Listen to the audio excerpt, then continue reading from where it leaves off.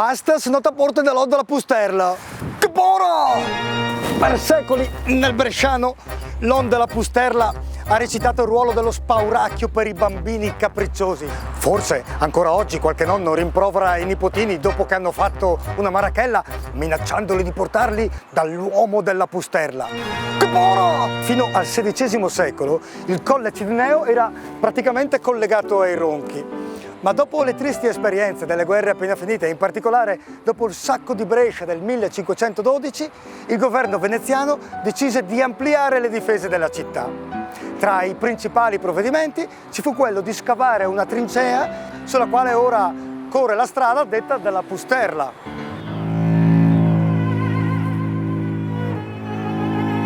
Ed è proprio in quei tempi cupi e medievali che uno strano individuo si era installato a guardia di un bivio del sentiero che collegava la parte orientale della città con la zona a nord del castello.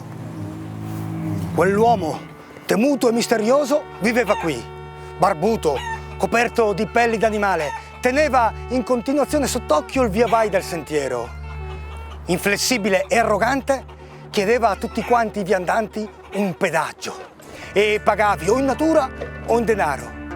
E se non pagavi, non era in pericolo solo la ripresa del cammino, ma anche la vita.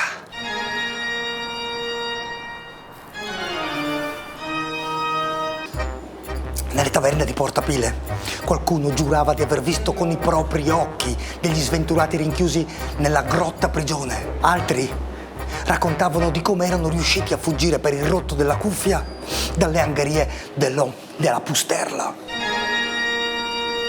Da allora si sparse la voce che passare da qui voleva dire mettere a repentaglio la vita e gli averi. Così l'Odd della Pusterla entrò nel leggendario del popolo bresciano e nei secoli successivi popolò molte delle nostre paure infantili e non. Altro che il lupo. A proposito di osterie, ricordate che endo che gel vi bu non c'è bisogno di segno.